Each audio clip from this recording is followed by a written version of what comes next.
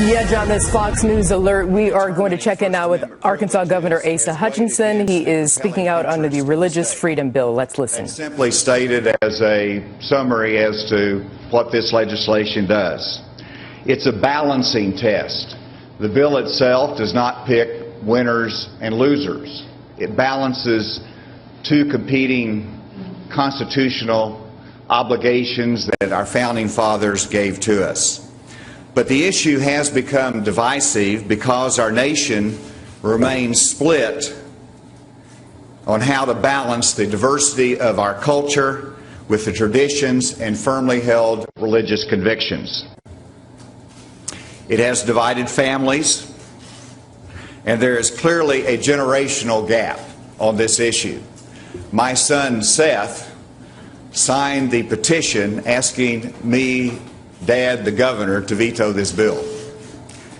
And he gave me permission to make that reference. And it shows that families, and there's a generational difference of opinion on these issues. So where are we now in reference to this legislation? I have asked through this process of our legislative leaders and members that certain changes be made. In some instances, they were accommodated and changed. In other instances, they said no. And that's the balance between the executive and the legislative branch. I certainly respect those bodies.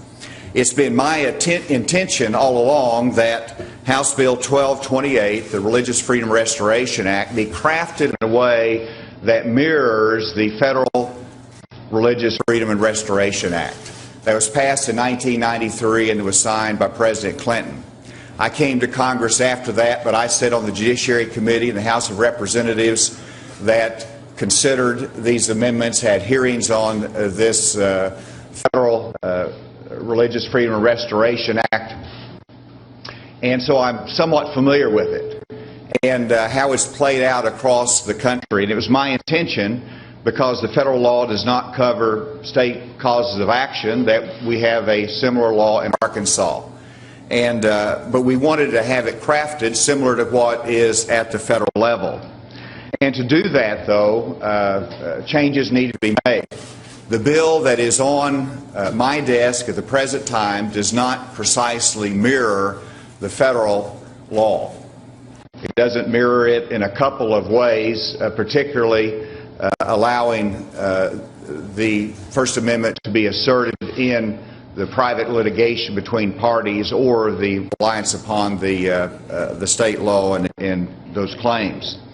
Therefore, I ask that changes to be made in the legislation. And I've asked that the leaders of the General Assembly to recall the bill so that it can be amended to reflect the terms of the Federal Religious Freedom and Restoration Act. In the alternative, it can be simply have some language changes so that those accommodations and changes can be made. So it can either be done by recalling the legislation or having additional legislation that would accomplish those changes. Again, this is difference between the executive branch, the legislative branch. We all have our responsibilities. We all have our different viewpoints.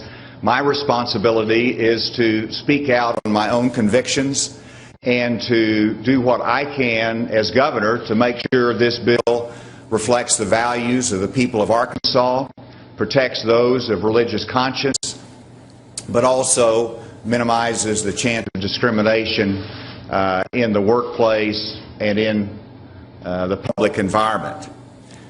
It is important to recognize that the bill, even as currently drafted, does not change who we are. And it does not change the current protections against discrimination. This bill simply defines a standard to determine the right balance. But how do we as a state communicate to the world that we are respectful of a diverse workplace and we want to be known as a state that does not discriminate but understands tolerance? That is the challenge that we face. Making this law like the federal law will aid us in that effort in communication, but also it was my original objective from the beginning. Another option is that we're looking at is to utilize an executive order, which interestingly has not been utilized for my research from the executive branch and state government in terms of protecting against discrimination in the workplace for state government. But we're looking at an executive order to aid in that communication and to make it clear that Arkansas wants to be a place of tolerance.